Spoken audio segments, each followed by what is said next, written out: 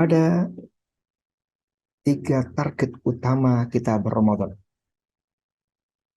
Allah menjelaskan, meringkaskan kepada kita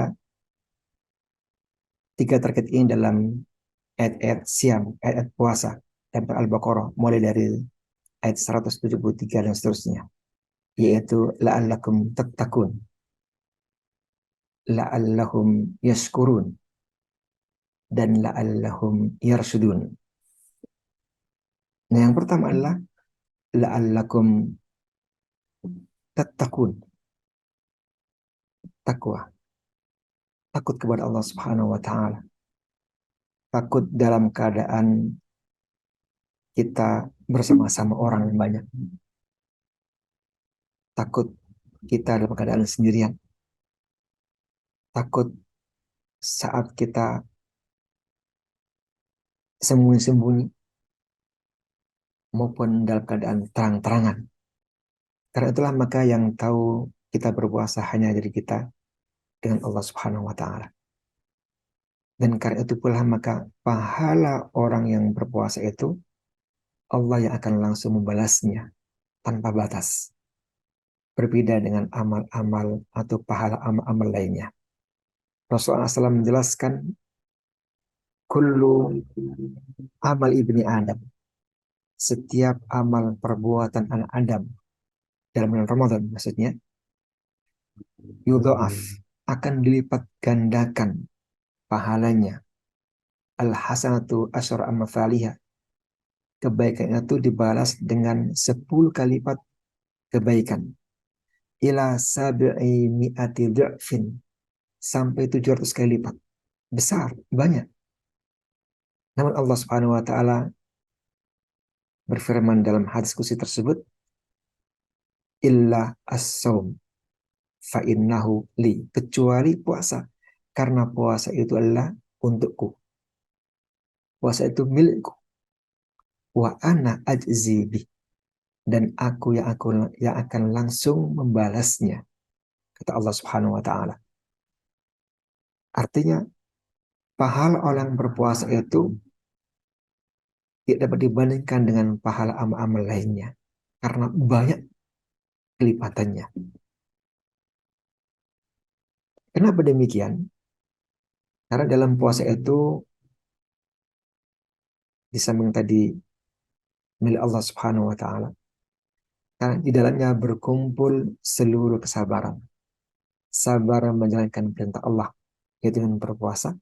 Sabar meninggalkan larangan Allah, yaitu tidak makan dan tidak minum.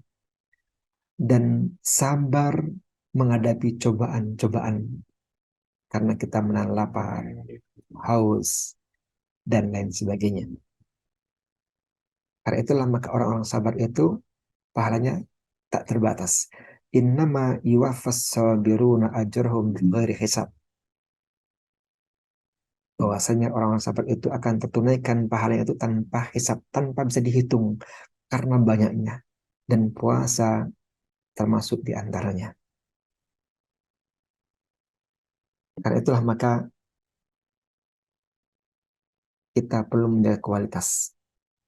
Karena puasa begitu agungnya dalam kehidupan kita, maka kita tetap mempertahankan kualitas puasa kita. Jangan sampai puasa kita terkotori oleh hal yang bisa merusaknya. Jangan sampai puasa kita ternodai oleh hal-hal yang bisa mengurangi kualitasnya. Rasulullah SAW menjelaskan dalam hadisnya, man lam yada qaula zur, barang siapa yang tidak meninggalkan ucapan zur, ucapan dusta, ucapan bohong, ucapan yang bisa menyakiti orang lain, ucapan yang bisa menimbulkan syahwat, dan lain-lain.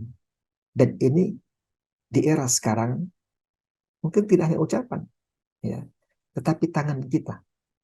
Karena sangat mudah kita menulis dan share ke orang lain. Sangat mudah kita menimbulkan fitnah ke orang lain dengan tulisan kita atau dengan share berita-berita, info-info di era sekarang ini. Karena itulah maka perlu sabar menjaga jempol kita, menjaga tangan kita, agar tidak mudah untuk terpancing menulis atau membuat orang lain tersakiti karena apa yang kita lakukan di mass media, media sosial kita. Kemudian kata Rasulullah, malam yaqul zur wal amal bili mal amal bi, atau melakukan amal-amal dosa, amal-amal perbuatan yang bisa merusak nilai puasa. Wal jahal, atau masa bodoh, tidak peduli lagi dengan itu semuanya.